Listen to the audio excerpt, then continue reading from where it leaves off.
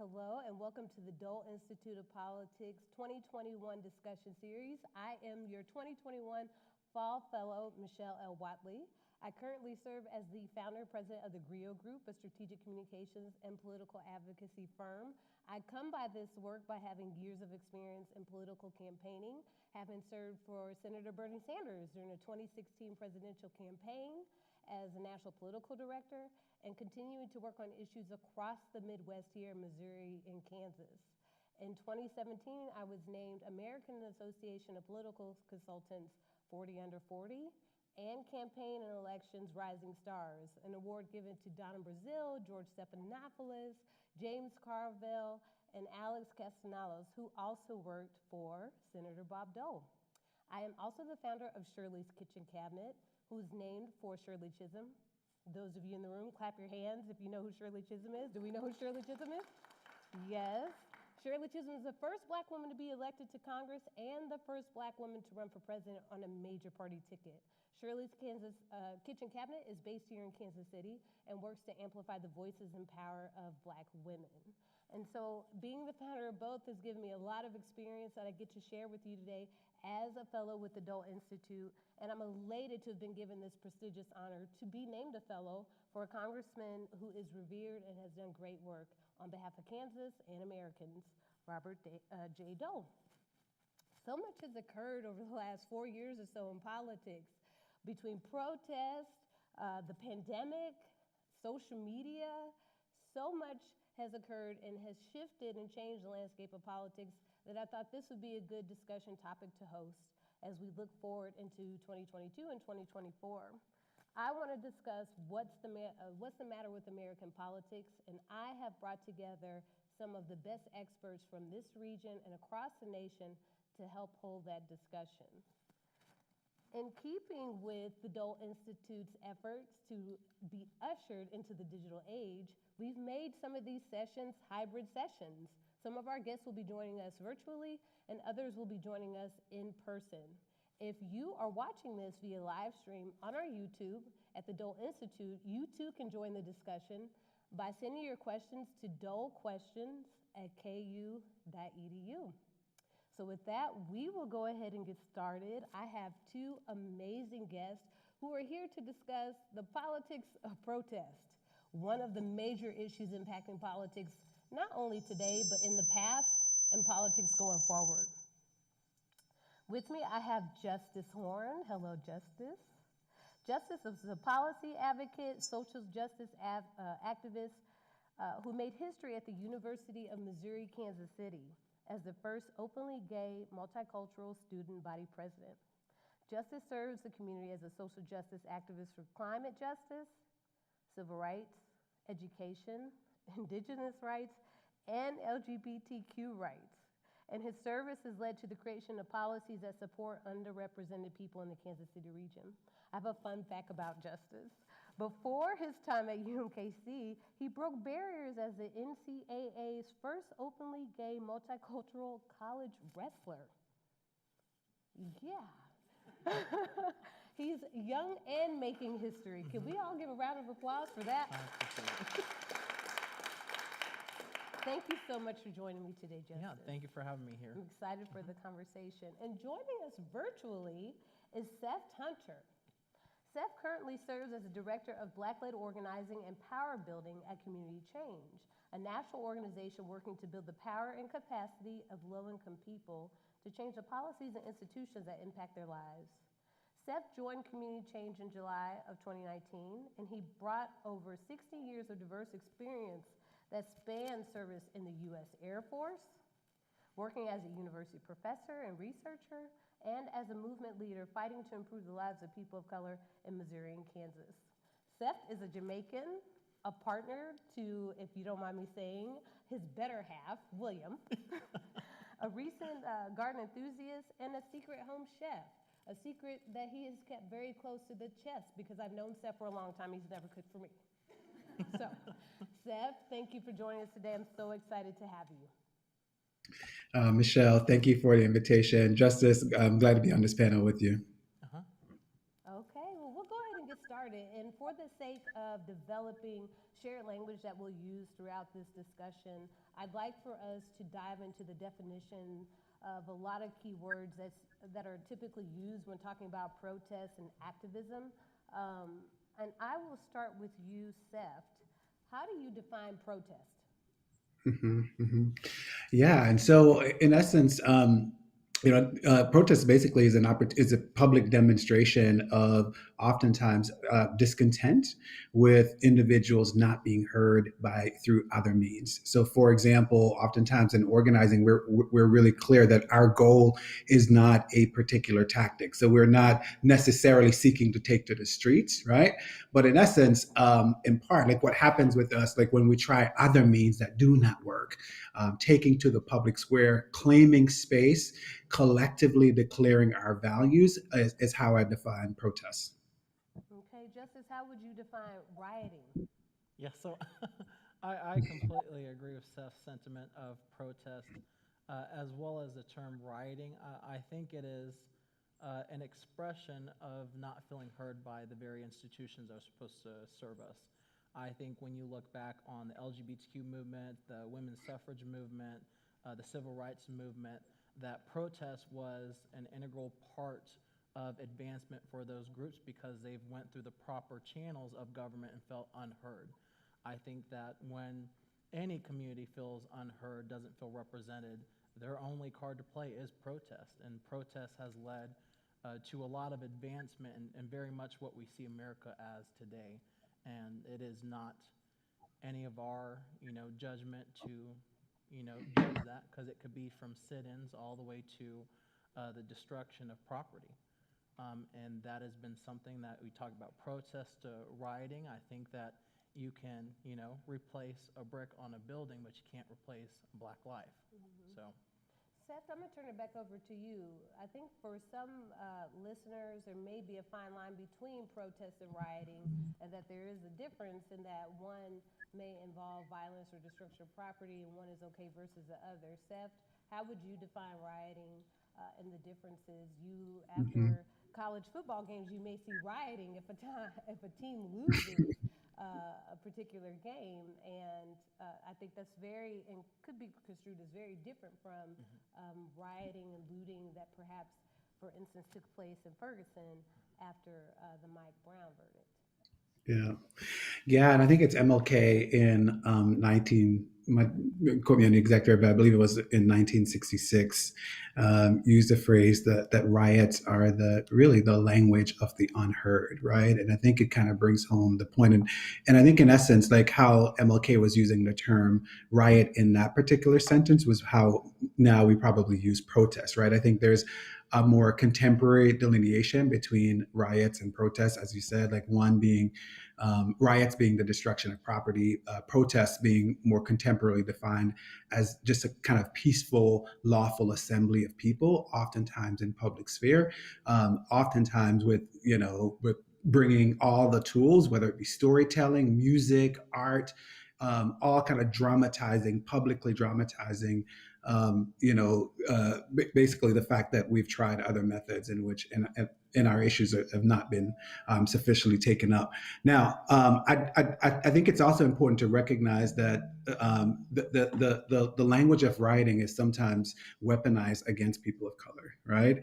And in essence, like oftentimes the demands for being peaceful, the demands for being kind of compliant is only demanded of people of color, right? And I do think we can't really have this conversation or get too far in this conversation without acknowledging how sometimes this language is used against historically marginalized people as a tactic to try to control our actions and not to focus on the content of why we're showing up, but the fact that we're showing up. So I do think it's important to just kind of pin that delineation of how sometimes the language of riots and even protests are used against historically marginalized people of color Yeah, who've been routinely kind of shut out of spaces and whose voices aren't often included at the table where policies that impact us are being made. yeah. So I want to jump in on this too, a little bit about my background that wasn't shared too. So last summer during the civil unrest, I led a lot of the Black Lives Matter protests in Kansas City. from City Hall to the Plaza to the River Market. I led a lot of those protests. I think it is absolutely important for us to also bring up that a lot of my protests were nonviolent. I think what I set very clear from the top is when the sun goes down, there's usually not good things that happen. And when we riot, when we continue to, there was an incident on night 2 where a car was burned. I made it very clear the next day, as people of color, we don't have the opportunity to always have the stage and have the opportunity to control the narrative.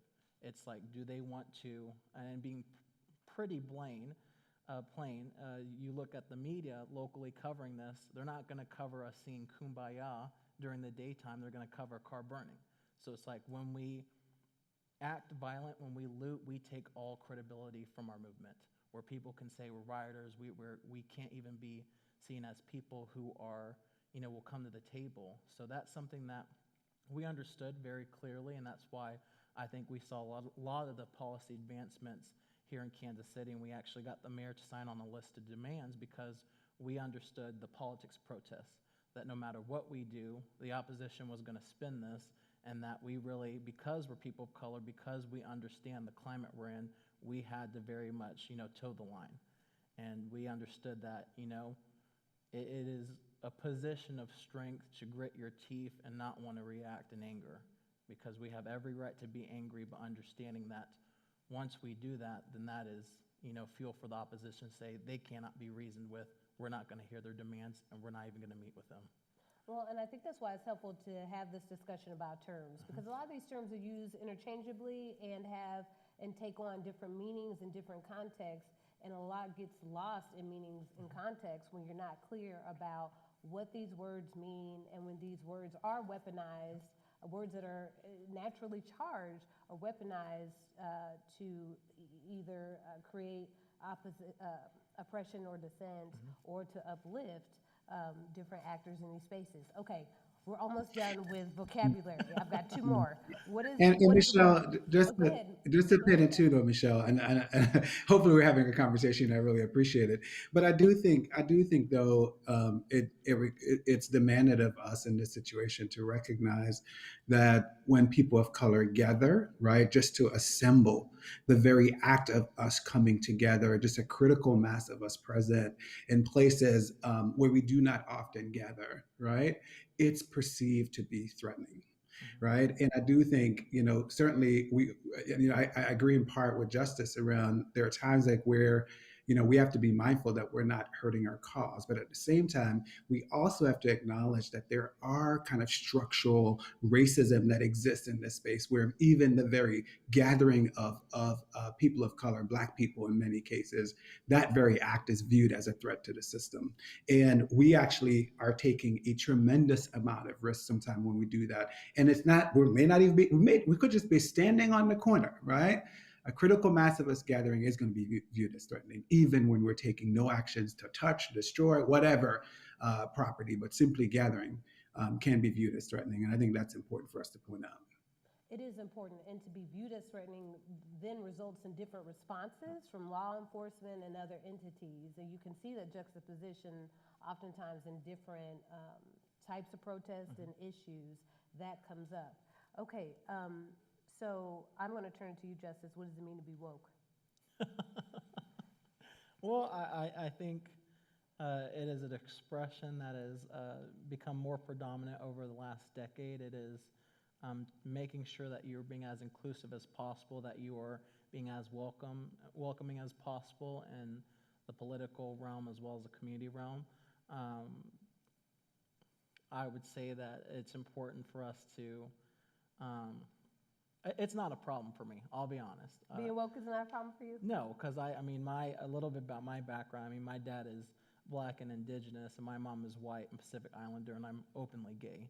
So it's a lot of those, I think it is an expression that comes from a lot of our white allies that want to show up, that want to be very much tools for the movement, but it's sometimes weaponized in a competition sometimes when it just needs to be how we shown up, how we being allies and co-conspirators of this fight to end racism and oppression and institutionalize just injustices in all aspects of life. So it's not something I necessarily. Yeah, I like to think I'm woke. I am literally awake. But my life experiences have taught me things and shown me some of the opportunities for growth and change that the country that I love has. And so being awake to those issues and wanting to learn more and do better is what I take. Well, that's what I would say then, is that it's being so open to changing, because even myself, I'm no expert in this field, and there are a lot of issues that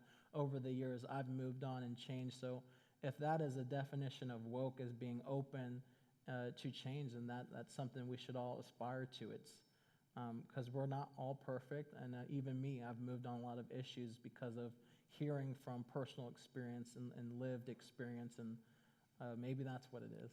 I think so. I think so.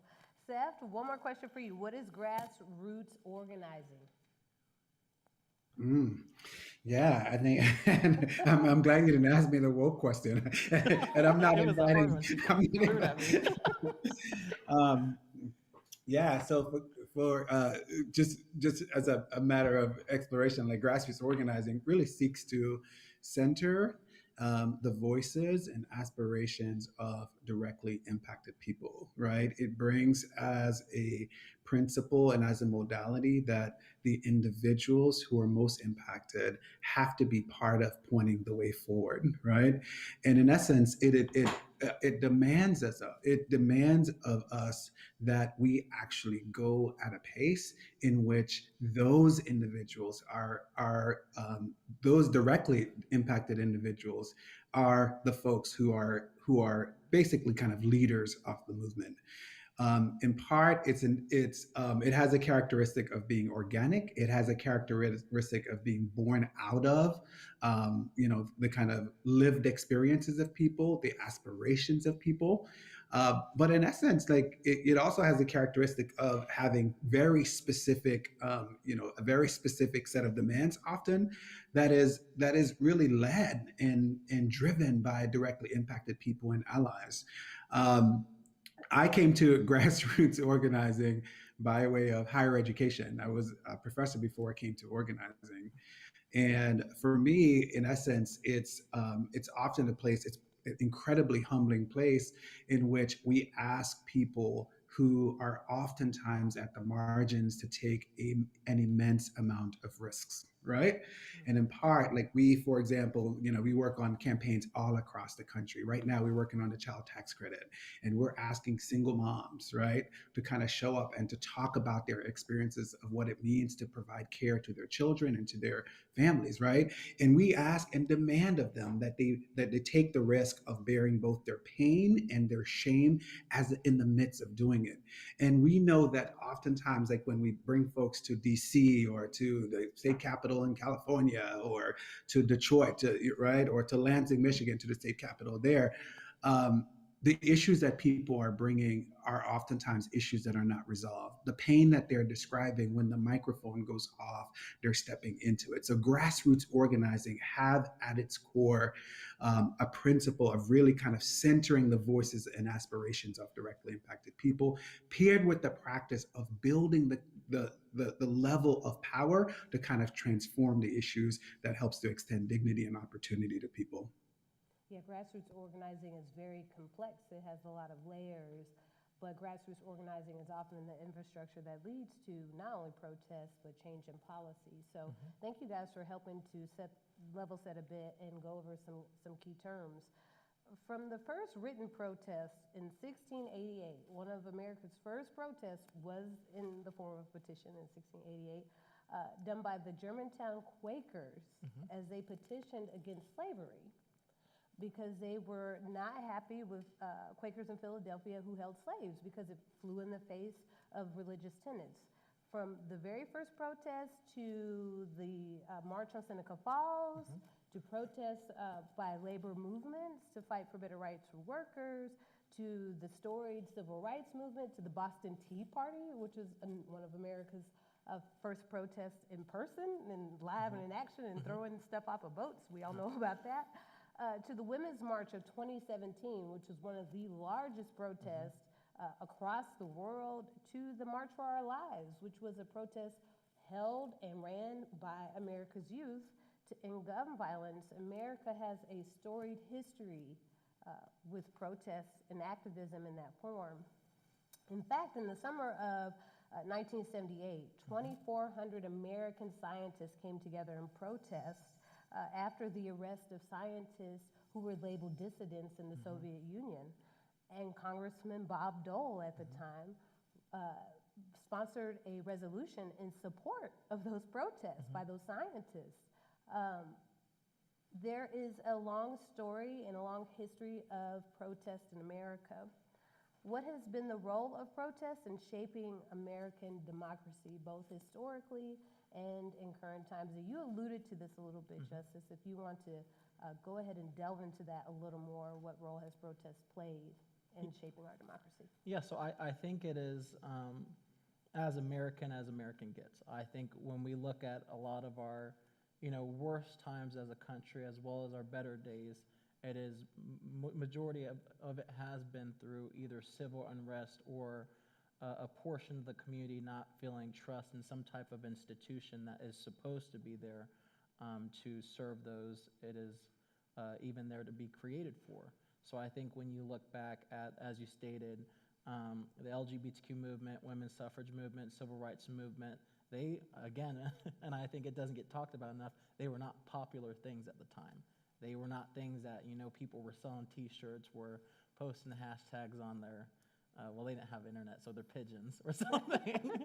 But it was a time where, we looked around and thought, things can't get this bad. And it's always shown that, I know I don't want to share a bunch of MLK quotes, but it's the arc of the moral universe is very long. And, even when we look at this past election to where we are now as a country when it comes to critical race theory, COVID, protests, and so on and so forth, where we look around and say, things can't get this bad, but, these are all things we need to face as a country. I think when you dive into protests, they're us finally saying, this stuff we continue to sweep under the rug, from racism, bigotry, xenophobia, sexism, so on, that, we're not going to wait, we're going to face this on, and it's going to, we're not going to wait for institutions to do it. The people are going to do it because they see it as a priority. Seth, what are your thoughts on the role of protests in shaping American democracy as we see it today and as it has been shaped in the past? Yeah, and I would just also echo something my colleague Justice lifted up, and that's just a recognition that almost anything we point to as progress in this country, especially on the issues of social and economic justice, has often been shaped by protests, right? Like whether we're pointing to women's suffrage, civil rights, gay rights, right, women's rights. Protests were a critical ingredient to it. And in essence, protest is often a way, an invitation for us to see ourselves, right? To see how, how our system of justice needs to be expanded to include folks that are often excluded from it. Right. And the individuals who often take to the streets are those individuals who sometimes feel left out. I was on a call earlier today, and it was with a foundation in New York, and we were talking about just some democracy access work, right? And in essence, like what came to mind in that conversation, it was just a reminder around how, for example, we define well-being, right? Like how we're doing as cities, as states, and as a country, oftentimes do not include folks who are at the margin. So for example, we celebrate full employment in this country when Black unemployment is at like 14 or 15%, right? And it's oftentimes that sense of feeling excluded, that sense of feeling like our issues are not, being fully considered or even considered at all at the table where policies and decisions are being made, that often brings folks out into protest. So protest, in addition to being, a critical kind of social institution in this country, it is often a way in which we're being invited to see how our systems are failing major segments of our population. Well, that all sounds well and good, but there's a popular saying in the protest activist movement state and landscape. I'm sure you both have probably heard it. One man's terrorist is another man's freedom fighter. And if you switch out the word terrorist for protester for the sake of this conversation, I think it really highlights the dichotomy in that what may be the issue for you that you raise up as an issue that needs to be uplifted and highlighted may not be the same for someone on the other side. For those protesting for critical race theory in schools, you have Moms for Liberty, which has 2 chapters here in Kansas, and they're fighting against and successfully passing laws in states to prevent lessons around critical race theory because they make students feel discomfort, guilt, or anguish because of their race or sex. For those who stand outside of the Planned Parenthood to protest against abortions, you have organizations and people protesting across the United States for access to abortions and reproductive rights. On the other side of that, you have protesters who are successfully passing laws to ensure that abortions are not available, i.e. laws that were passed in Texas most recently that bans abortions after 6 weeks. Former President Trump stirred up controversy during his presidency after the Charlottesville protests by saying that there are some very fine people on both sides of an issue when there are protests. The protests, as we all know, in Charlottesville ended up resulting in a counter-protester losing her life when someone rammed their car into the crowd of protesters, leaving people injured. Are there fine people on both sides of protests? What is the other side of protests? And people who sit on the other side of protests, what is their role in shaping democracy? Yeah, so I think it's important for us to understand that these are 2 completely different issues. The protest, for example, of Black lives simply mattering, the bare minimum, it's not even pro-Black, it is just existing without threat, is a civil rights movement. It is a human rights issues, as well as you have those on the other side that are, I'll be honest, that are the Blue Lives Matter folk. And these are 2 different scenarios. You get to wake up and put on a badge and be a part of a police department. I do not get to pick and choose if I wake up Black. So it's understanding that these issues are being compared to one another like they are at all comparable. And I think that's where we need a lot more kind of growth as a community, understanding what issues equate one another, because what we're not doing is putting in critical race theory to make people feel bad. It is for us to finally battle and educate, hopefully, our next generation so we don't have these problems in the future. And/or this personal freedom versus mass mandates. We're doing mass mandates to continue to protect our neighbors, to continue to foster community health.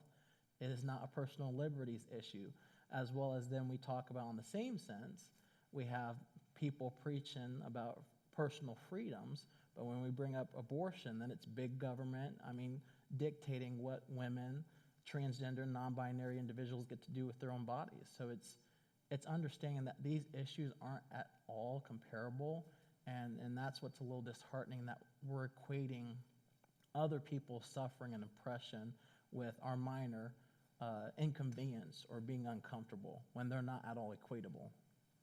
Seth, I'm going to turn that question over to you. Moms for Liberty, do they have the right to protest? Are their protests just as valid? Are there fine people on the other side or on both sides of an issue during protests? Yeah, sometimes on the other side of these issues are white supremacists, right? And I think we have to have like both the moral and political courage to name that. I do think like when coming back to just our kind of quick flyover of moments of progress on kind of social justice issues over the last 100 years, there's often a predictable, well-armed, well-fueled opposition to these issues, right? So predictable reaction critical reaction to women getting the right to vote, to gay people getting the right to marry, to the passage of healthcare. Right? I mean, there were nearly 60 votes in the U.S. House to repeal healthcare after it was passed, and so there's on the other side of many of these issues is oftentimes a very committed and ferocious opposition. Right? We do have to delineate folks who may share an ideological difference versus folks who are white supremacists, right? And oftentimes many of whom are armed. And I do think we can't, I certainly don't want to be a part of a space where we are creating kind of false equivalences around these both sides issues, right? Because we know oftentimes it's a scapegoat to not actually take a look at ourselves and to examine the kind of inherent injustices that exist in our systems and in our institutions. And so, no, in many cases, there's not good people on both sides. Sometimes on the other side of these issues are white supremacists. Yeah, and I think you hit the nail on the head, Seth. There's a difference in having a difference of opinion, and there's a difference when your opinion may result in me losing my life or being caused bodily harm, or it's rooted in disdain and hatred. And I completely agree with Seth's assessment too. But I think when we really dive into the situation that it was President Trump bringing it up, there aren't fine people on both sides in that particular moment. I know that I kind of deep dived into the protest at large, but when you are, driving a car into a crowd of people who have a different idea of you, that's domestic terrorism. If you are shouting in one of the state's capitals, Jews will not replace us, that is hatred. It is, I just don't get it when the Americans beat the Nazis as well as them waving Confederate flags. That team also lost. So if they want to continue to uphold losers, then so be it. But that's history. Yeah. Right? That's tradition. But I think you raised a good point.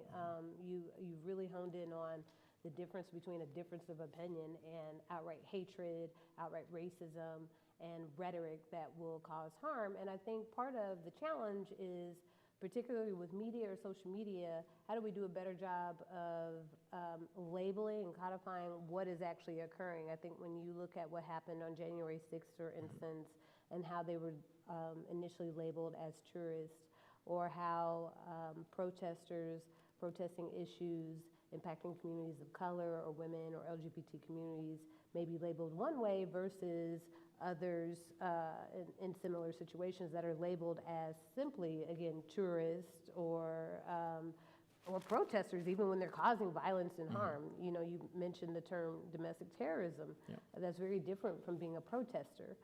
Protesters are not terrorists. I don't think they're the same. What are your... Yeah, I completely agree with you. I think that is something that even during Charlottesville and then even up to the January 6th insurrection, that the country had a problem naming that. I think when we see this stuff, we need to call it out, because if we're not even calling this stuff out, you can't take on an enemy you don't see. If we're still not calling this what it is, then, God save us on making any progress on this issue. But, that is domestic terrorism. They were planning to overthrow a duly elected official certifying an election, and it's so far from protest and having a disagreement. It is with the intent to overthrow, with the intent to cause harm, and in a lot of cases actually take people's lives. That is completely different than anything the Black Lives Matter movement did. With burning cars, or if it got to that, or having just public sit-ins. And it shows, I think, again, we as Black individuals, as queer individuals, as indigenous folk, and so on and so forth, could, do something as simple as have a disagreement and want our country to do better and take a knee, all the way to the insurrection. That, that's something that us as people call, and I said it on that day, I don't think that Black people would have made it that far, and I will bet money on all of it. I think that, it would have been a bloodbath. They would have not let us do that. So I think it shows, again, that this standard and us comparing oppression and even protests should not be comparable. Well, and because I was in DC for both January 6th and protests that occurred some weeks before by Trump supporters. And the protests before were largely free of any violence. I think there might have been violence at night with people just fighting one another. But the initial protests were nonviolent. They packed the Capitol area and they left and went home. I was there on January 6th, and it was very different from protests. The city was locked down. There were text messages that went out that there was a curfew at 6 p.m. I felt fear and needed to leave the area, and catching the last flight out of DC, got on a plane with a bunch of Trump supporters who may or may not have been at that very protest, and then flew home in fear and listening to flight attendants who were also afraid that violence may erupt on the plane ride home. And so I think that both of you, Seft and Justice, you've hit the nail on the head, and how we label these incidents, and that we really need to call a spade, and call it for what it is. If you are Michelle, watching us, go ahead, Seft. No, I would just say, so sorry. I would just say that I think it's important to also note who gets to name and define these actions. It's also an act of power, right? So we've seen, for example, a number of members of Congress who, and also several high-profile media personalities, have taken on this idea that, oh, well, these folks were just there they were just there kind of strolling through.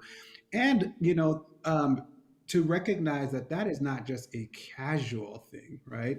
Now, we're also seeing some of the individuals, like I think there were over 560 something persons who are facing charges, that some of those actions are also impacting the charges that are being brought against these folks, right? When we think about the disproportionate physical force and also legal force used at, against BLM protesters, number of whom are getting, immensely long sentences for the crime of primarily just showing up and lodging our displeasure after the murder of George Floyd. And so I do think we have to also acknowledge and understand that there is tremendous power plays here, and who gets to kind of define these actions, whether it be a protest or a riot or an insurrection, is in itself an act of power, right?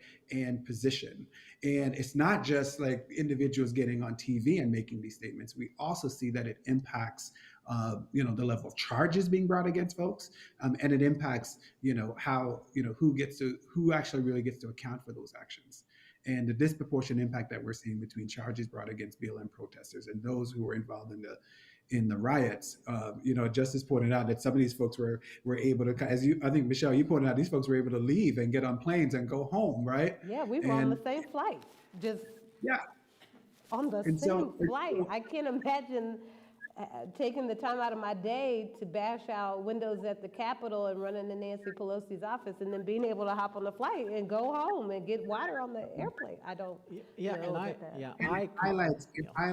highlights, Michelle. So sorry. It highlights the fact that folks, there is limited consciousness in this country to see white people as threatening.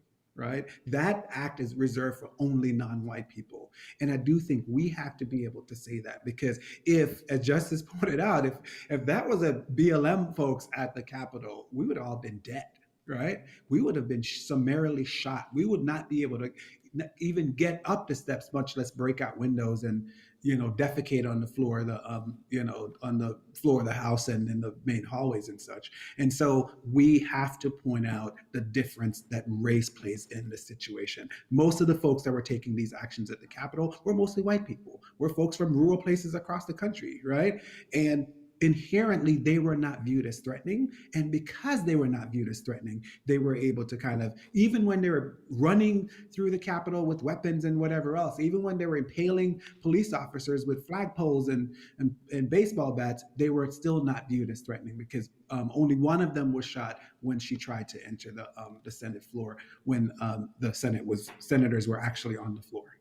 Yeah, and I have one more comment. And connecting that, I completely agree with that statement, and connecting that back here locally, during kind of the first weekend of the Black Lives Matter movement here in Kansas City, you saw, it was very much a bloodbath. We had people being shot with rubber bullets, people being tear gassed, children inhaling that, as well as I would say there were a good 2,000 or 3,000 individuals at that plaza protest. We had 255 people get taken away to jail, mostly black and brown people, for simply stepping off of the sidewalk and onto the main street.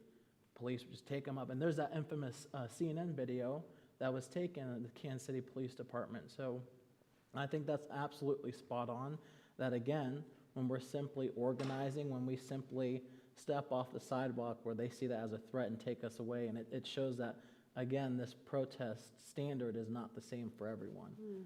Across the board. This has been a great discussion so far, and if you are watching us via live stream on YouTube at the Dole Institute's YouTube page, be sure to email your questions if you have them. We're getting closer to our question and answer section at Dole Questions with an S at ku.edu. Okay, so we've talked about the differences in how protest is viewed, how activism is viewed. So I think it was you, Justice, you brought up the fact that property had been destroyed and things like that. And what we've seen in the wake of protests as of late is that there are laws being passed to protect people and property during protests. I don't know if you're aware, but in Missouri, a law was passed to protect people who drive through protests. If they happen to hit somebody while they're driving, they wouldn't be held liable. And you're even seeing in Seft, you can probably speak to this, efforts to legislate grassroots organizing, bills that penalize groups for hosting voter registration drives. In Tennessee, a bill was passed to penalize and provide fines or enact fines for organizations that work on voter registration drives. How does legislation like that impact the rights guaranteed by our Constitution and the essence of American democracy? If people are penalized for protesting, for participating in protests, and for grassroots mobilization? Yeah, so I think it is, I don't think it's frankly at all patriotic. It is suppressing, what we were all giving. Well, what it's intended, it's stated in the Constitution that we all have the right to not only assemble, but as well as protest. I think, frankly, you see local city governments to state legislatures and even some at the federal level putting this stuff in. I think we just need to call it out, and it is plain racism. We know when this stuff is instituted who they're talking to. I mean, you could go all the way to the Texas voter registration bill, to Georgia. I mean, you look at the past election, those were states that had extremely high turnout for black and brown folk. And again, as stated at the top of the hour, it is a suppression of any type of organization from the grassroots levels to voter registration, all the way to just, getting people registered to vote. I mean, that should not be seen as a partisan issue, but for some reason it is. So I think when we see the oppression of being able to mobilize, being able to register to people to vote, it's anti-American, and it should not be allowed. I think when we talk about expanding rights out to people, it's doing the complete opposite of it. And, just look no further than the picture of the people signing the legislation and smiling about it, and who that affects. Seth, what are your thoughts? Does it fly in the face of our founding fathers who participated in the Boston Tea Party to then curtail through legislation protest and penalize people Americans who protest or engage in grassroots mobilization efforts? Yeah, and as I'm listening to your question and this conversation so far, I'm just reminded that, especially as Black people, especially as immigrants, right, like our place in this country has never been secured, right?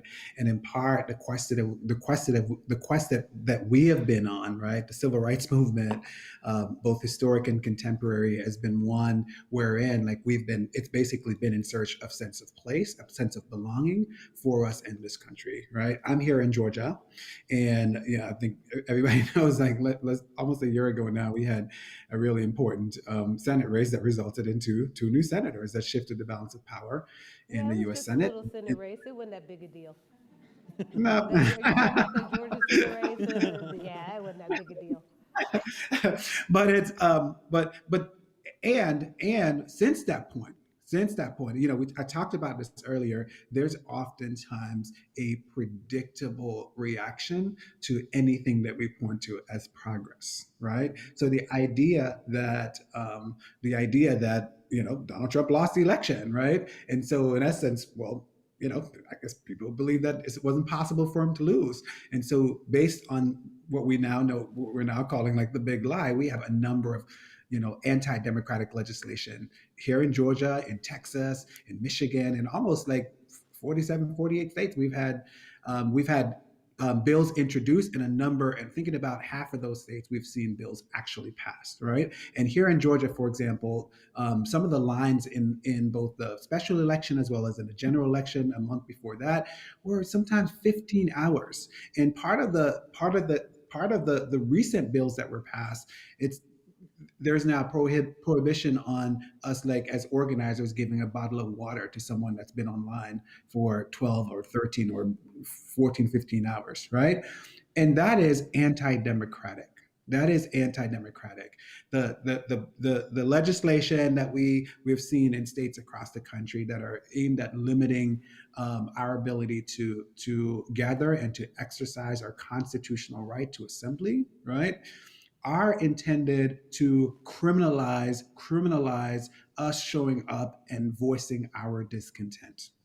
And it's one thing. Prior to this point, we were able to kind of show up and claim public space and to give voice to how these issues are impacting us. Now the very act of doing that is viewed as criminal, right? And I think the same is true, like, for example, when we look at some of the backlash politics against critical race theory, that gets to the heart of our ability as individuals, as a country, to even have language around pointing to our history of racism and marginalization and criminalization of Black bodies in this country.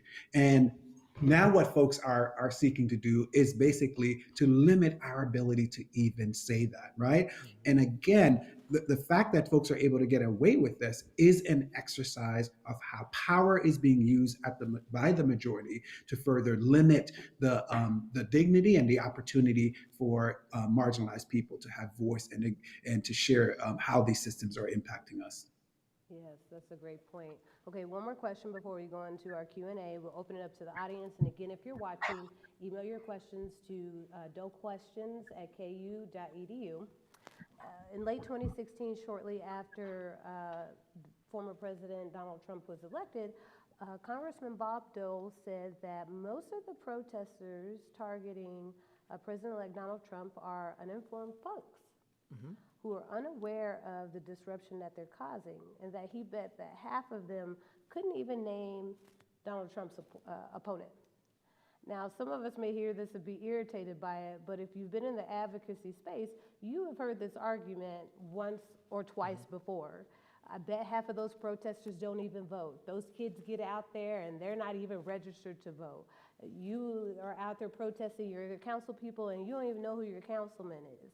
So we hear this argument time and time again about protests. And I think at the core of that question and that comment is do protests actually lead to policy change? Is there a connection between the outright voicing of disdain and the disruption that protests cause and actual change in legislation? The George Floyd murder was one of the sparks for protests in this country and abroad that led to some of the largest protests the world has ever seen. But the George Floyd Act likely won't be passed in Congress. So my question is, are issues and policy changes advanced through organizing and protests? If so, how? And if not, why not? And I'd hate to ask you to give a brief answer to that, because that's a loaded question. Yeah. But So, yeah, I think kind of your first question, that's the point of protest. I think it's important, even if every protester, just one person who understands the system or local government, that's the point of protest. It is supposed to educate the public at large, ways they can show up and protest, not only in the streets, but at city council meetings, emailing, calling, and holding elected officials accountable. I think when we talk about actual policy change, that's something we accomplished in Kansas City. It is understanding that, this is, to be just very frank, we don't talk about race enough in this country, and it's understanding that there is people power and there's political power. And during the George Floyd civil unrest, there was a lot of power and people power because people were angry, fed up, and wanted to change. I think what's important with policy is understanding that we hopefully never have another George Floyd, that we are changing what's currently in place so that we prevent kind of the civil unrest that is happening. So at the local level, I mean, we, from body cams to whistleblower complaints to getting the mayors to sign on to our demands, as well as having future engagement with community members. I mean, myself and Chrissy Dastrup have worked on a lot of initiatives, from making Juneteenth not only a citywide holiday, but a paid holiday, to officially recognizing Indigenous Peoples Day for the first time, creating the first LGBTQ commission in the state and the city that advanced LGBTQ policy, as well as expanding out the city to also cover under their health care plan transgender, non-binary individuals, and so on and so forth. I think, maybe I'm a little ornery, but when you get the community involved, when you get people, taking to the streets, it makes, when you go into those rooms with those people already in power, that's power. I think, and what we saw during the George Floyd movement is political power and people power. And I think when we have people power, when we have those voters who are engaged, who are educated, I think that is something that will always make, our better days happen, our community persevere forward, our state and our country. So I think if you understand the opportunity, and that's why even people have trouble classifying me as either an activist or a politico, it's because I understand both. I understand messaging and how the opposition is going to spin this, as well as brute organizing and the force that is people power, and how easily that can make change at the policy side. I think that's a good way to describe it, people power and political power. And while we haven't seen the George Floyd Act pass at the congressional level, since the George Floyd uprisings, over 400 pieces of legislation have been introduced in local and city, lower level of government entities have passed or considered different pieces of legislation. Seth, sorry, go ahead. And sorry to interrupt you. I think that's, the most important thing, because it goes even way back to the basic understanding of grassroots. I think the national level and things that happen there, it's a bureaucracy and there are many parties involved and things are slower, but I think local politics and local government affect the average person way more. So a lot of these protests and a lot of the civil unrest has led to a lot of communities and community members having better lives or seeing a change. And I think if, not the national level changing, I think that individual community members organized at the grassroots level and frankly didn't wait for the federal government or the state to change their community. And I think that's even more power than waiting for, people who think this is a political issue, but rather it's a local issue. That's people power in action. Seth, what are your thoughts? Yeah, and protest works, right? Like it's a tool. It's a tool among many that we use as organizers. It's a way to show critical force and support around an issue, because you and I both know that policymakers can ignore one or two of us, but they can't ignore 10,000 of us showing up, loud and proud in front of their office, either here, locally or in DC, right?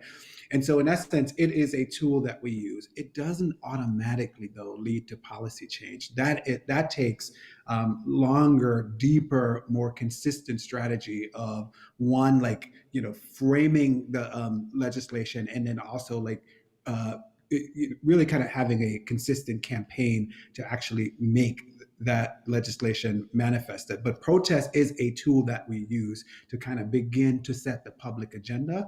And the policy fight is something that's oftentimes a lot more protracted, right? But the two are actually connected, but one does not automatically lead to the other.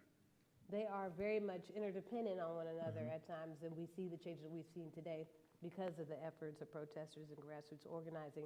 We have come to our Q&A section of the discussion. The Student Advisory Board is helping out today. We got to give them a round of applause. If you have questions, a member of the Student Advisory Board will bring you the mic. I will open up the floor to questions here in the audience, if there are any.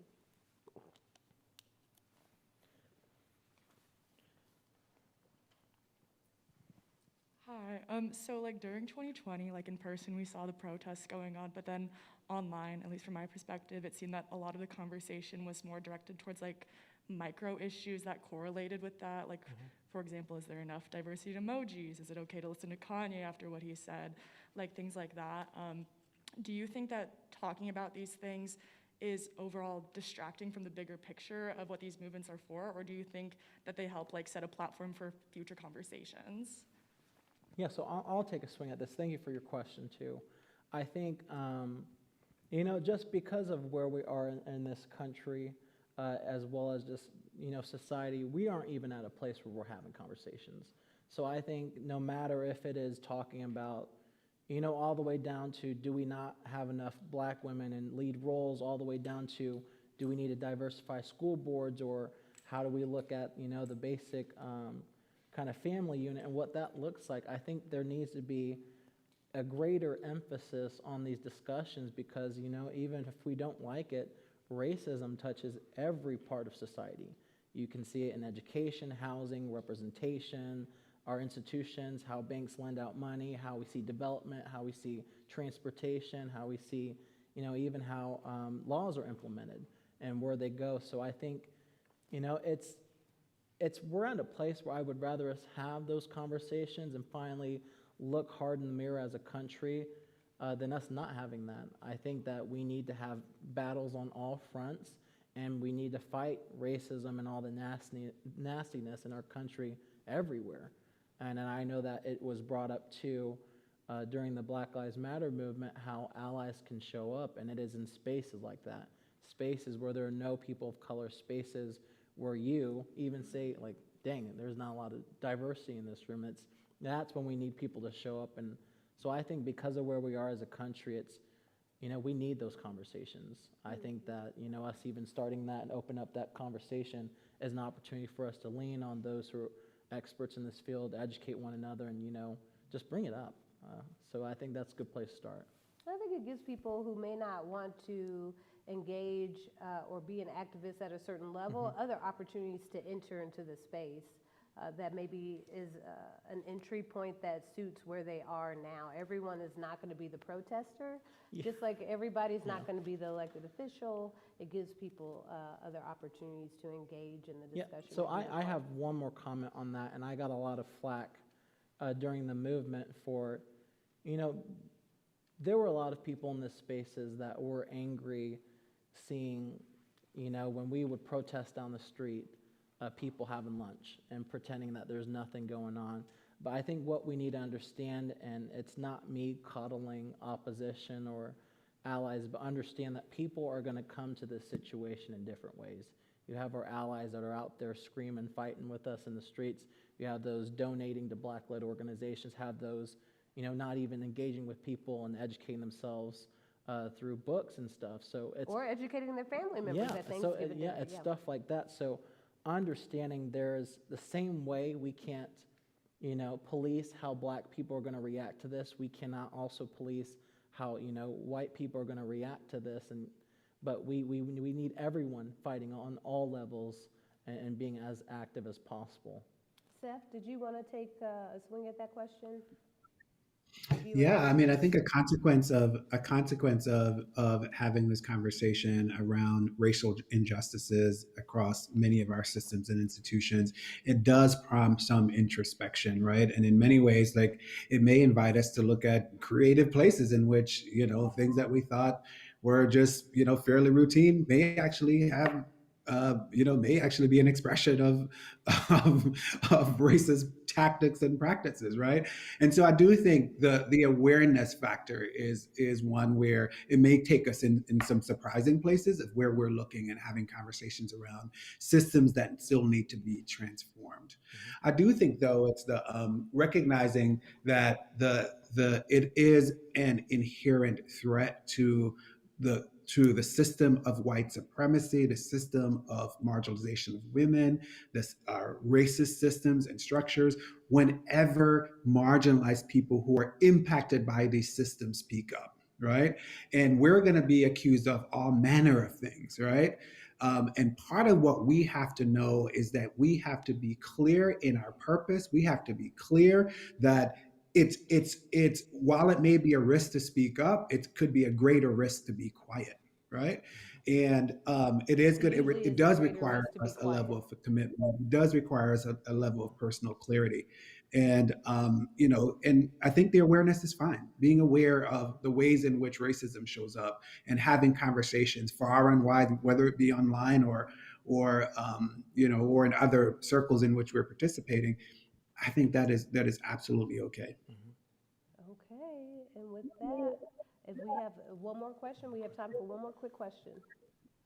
We've We got got 4 questions. we've got We'll 4 rapid questions, fire of these. course. Depending on how quick the other one is, I think Yeah. we might have time for one more. Thank you. So within grassroots movements, how are like coalitions formed, and what happens when there are like possibly disagreements over like what policies should be advocated within movements, and kind of like what are like the ways those are usually worked out within those groups? That's an excellent question. Yeah, so I'll take a swing at this too. So actually, before I even got involved with the Black Lives Matter movement, a lot of my background was Lgbtq policy. And one thing that was a little disheartening was, there was a call for the community for, there was obviously civil unrest. A lot of the community was angry. But what was kind of the tough thing is when we have, yes, black organizers, as well as black speakers and a black audience. To me, I think that's preaching to the choir. We all, as black people, know that racism exists. So I think when we were organizing and building coalitions, we wanted people who've never been to a protest, people who've never heard this message, and who have, honestly never felt that this is an issue that touched them. I think this time around, we did a better job about including everyone, and maybe it's my makeup, but we had indigenous people come out, we had the Mexican community for Black Lives Matter, we had LGBTQ people for Black Lives Matter. So I think in dealing with this issue, that's how people keep the various minority groups oppressed, because they see us as all, fighting over crumbs, but we need to think who has the piece of the cake.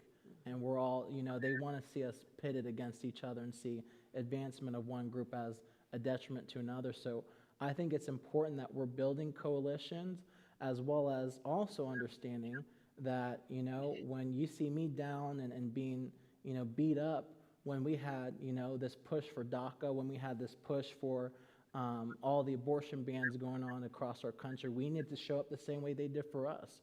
So it is a relationship, it is building coalitions and bringing people along with us, because we need to understand sexism, xenophobia, racism, it should be all of our issues. Yes, we always center and lift up and amplify those voices who are directly and most impacted by it, but these are issues that need to be everyone's problems. And I think that's why we've never, moved the needle as much, because, we need coalitions. When you're going to war, Chrissy always says this, you want diversity in combat. You don't want the same fighter. So I think that's the same deal. Well, and I think that's true, and there is value in creating sacred space where oppressed communities can come together and further build their strength and collective activism.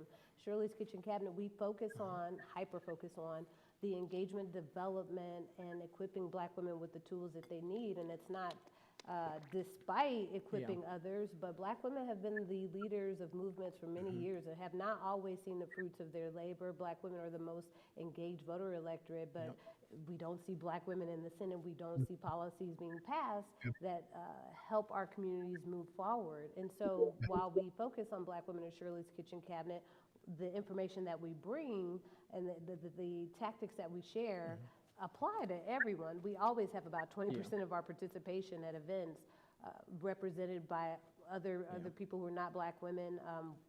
20% of our attendees are usually white people, and I don't even know how they hear about us. But the things that we talk about apply to everyone. And so I think you can do both. I think that it's important to build coalition with other communities and other organizations, but I think there is equal value in strengthening the communities who are not typically amplified and who don't typically have the infrastructure to make their voices heard. Seth, do So you? I just Michelle, have let one me more just say comment quickly too. that part of what we, I think we have to do is have the moral and political courage to really kind of center Black people sometimes in these conversations. So Congressman Cleaver oftentimes tells stories about his grandpa, and we were visiting him in his office in DC, and he was sharing a story around his grandpa, and he's saying like, Grandpa, who's your favorite? Grandpa, who's your favorite? And he said his grandpa replied, the one who needs me most is my favorite, right? And to center the most marginalized people and to ensure that systems work for us is to ensure that they work for everyone.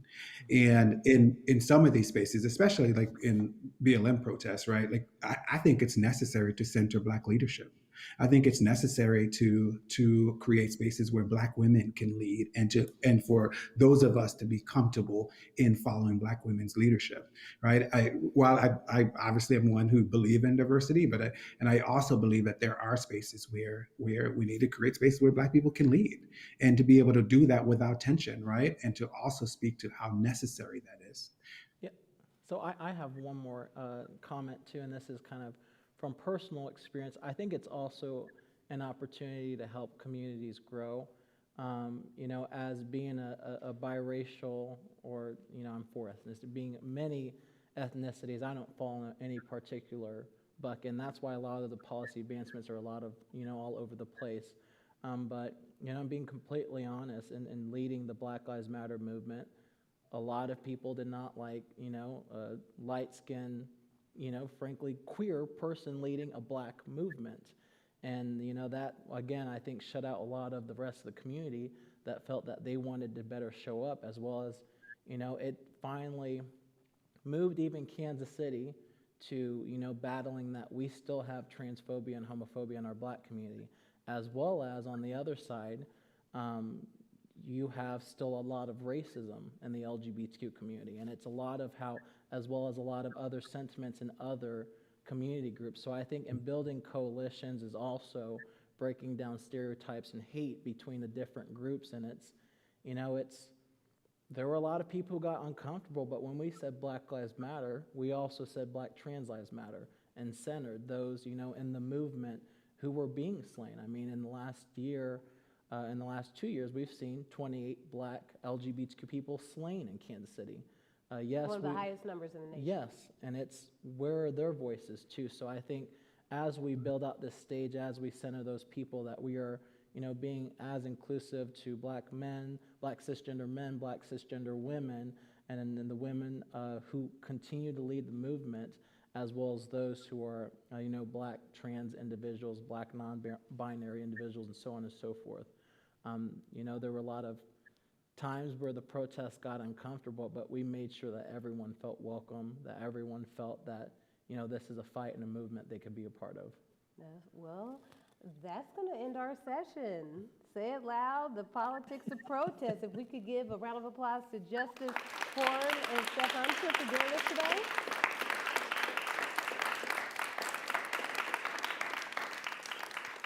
I am very excited to have had you both join me. You gave immense information, a great amount of information that hopefully students at KU and beyond can take with them moving forward. I want to give a thank you to the Dole Institute for hosting this discussion and for having me as a fellow. Today's discussion was made possible by Newman's Own and the Newman's Own Foundation. Thank you for your support of these type of discussions and this dialogue. Without that funding and support, we wouldn't know if this would be possible. If you'd like more information about Shirley's Kitchen Cabinet, you can visit our website at www.shirleyskitchencabinet.org. Join us next week, right here, same time, same place. You can come late, and you can even leave early. Just don't miss it. That's the only thing we ask. Just don't miss it. Thank you very much. I look forward to seeing you all next week.